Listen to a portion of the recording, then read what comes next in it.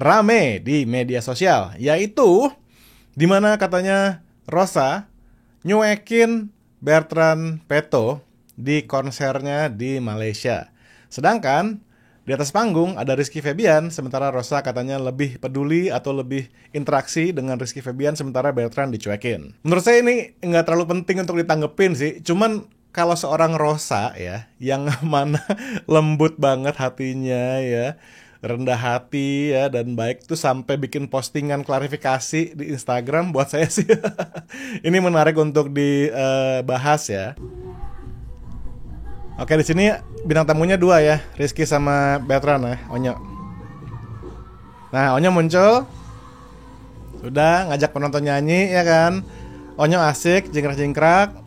Rosa interaksi sama Onyo, nothing wrong there. Rizky Iki muncul, nyolek Rosa ya kan. Nah, dari sini Rosa interaksi sama Rizky Febian, ngebelakangin Onyo.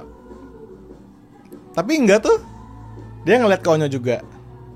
Videonya viral dan banyak yang bilang komentar negatif kepada Rosa bahwa Rosa nyuekin Onyo dan nggak adil gitu karena Rosa perhatian sama Iki gitu ya. Mau cerita sedikit nih, beberapa hari yang lalu baru aja aku konser 2 hari di Malaysia untuk promo album baru aku, di mana di hari pertama ada Iki dan Onyo sebagai bintang tamu aku.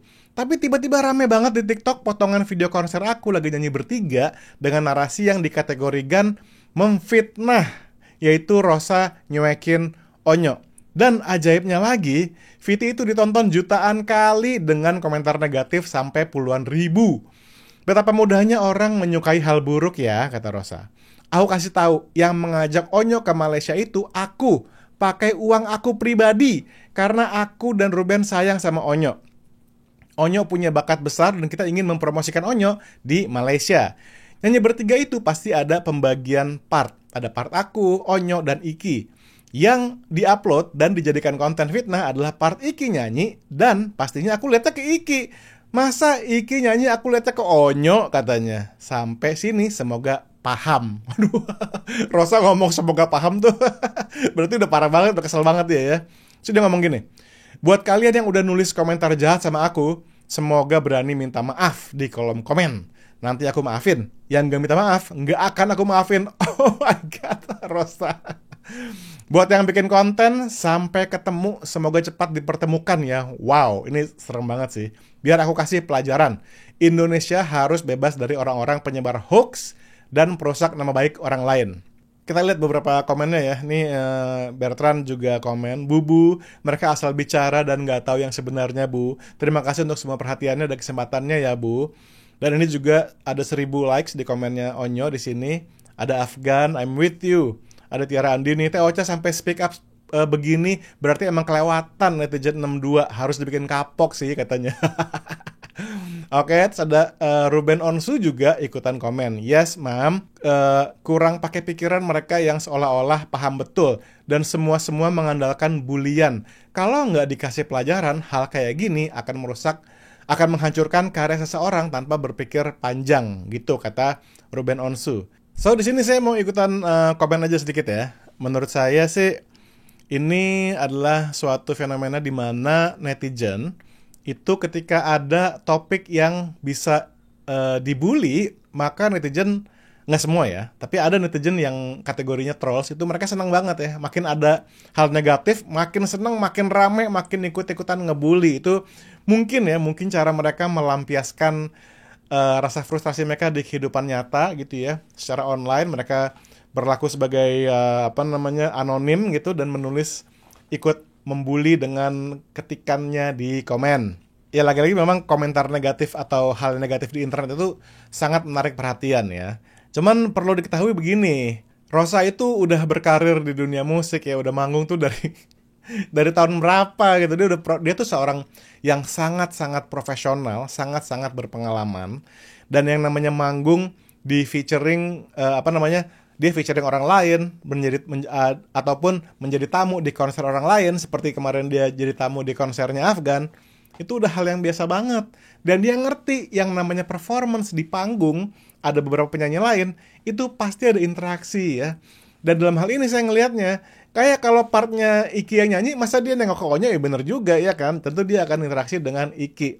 Dan kalian jangan lupa, Onyo itu usianya itu sama, ya cuma beda setahun, sama anaknya Rosa.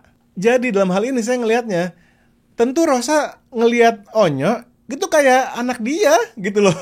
Karena umurnya sama sama umur anaknya Rosa, cuma beda setahun. Jadi di sini yang terjadi ya, Rosa itu benar-benar dengan tulus ingin membawa dan mempromosikan Onyo gitu loh.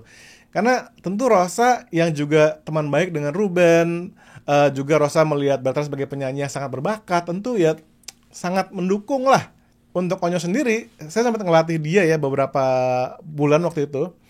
Dan Onyo tuh adalah sosok yang sangat lucu ya. Dia senang bercanda mulu ya kan.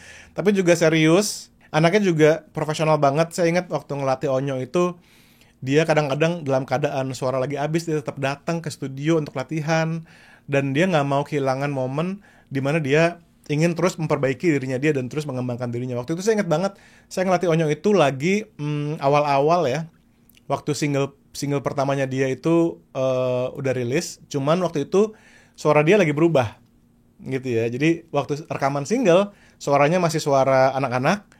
Pas promo single, suaranya udah mulai berubah.